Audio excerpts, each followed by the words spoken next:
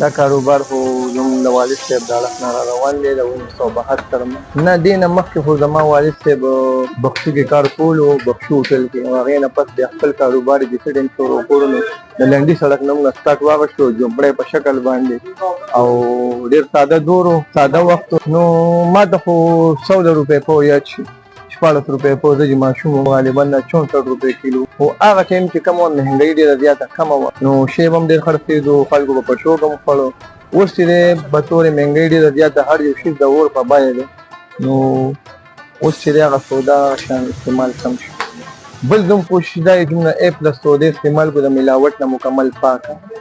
چې هغې کې غوښه راله مساله راله یعنې زه به تا دیم جمله کومه زیره استعمالو دا 2 لکه روپۍ من زیره ده صرف 2 لکه روپۍ من ورسره ټماټر پیاز شي ښه غوښه چې لکه دا خپله قیمه چې کومه کوم بازاري نه استعمالو نو 1455 یا 1400 روپۍ خو پر کیلو ما ته خو سره قیمه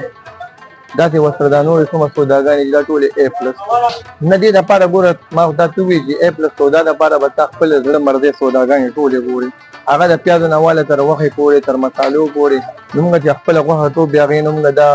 وازګه دا ډوکې دا هر څه لرې کړو سپۍ د دې راوسې یو سره بوټۍ پرېږدي دا هغه سرې بوټۍ نه بیا هم چې مشین وباسي قیمت یې نه جوړ کړو موږ ته هم په هاي لیول کې پروف دي خدای کې شی خپل زړه معیار مطابق ته وجنګېږي نه مطابق بیا کباب خو به زه تا دیم چې موسم سره ډېر زیات تعلق ساتي موسم یخ شي نو بیا هم کباب نشو برابرولی بلکې 3 کړي ورته لګېدلي وي بیا نه برابرېږي په هغې کې او ژمي کې بیا د خپل بازار وړي په لحاظ نسبت بیا کم بازار یې ځکه چې خلکو وایي ګرمي ده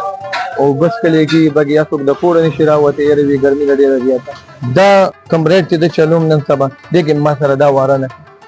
یاره کسټمر د لرې لرې ځای نه راځي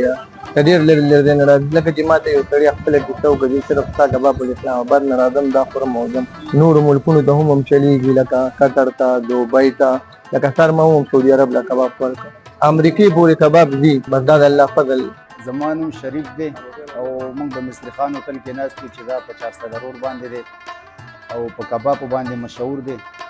او موږ پکې نن چې دی کبانو ته راغلي یو دا پکې نوی ایکسپیرینس دی ما خو یو ځل مخکې هم خوړلي خو دا ملګري مې چې دی د دوه ډوډۍ ځل دی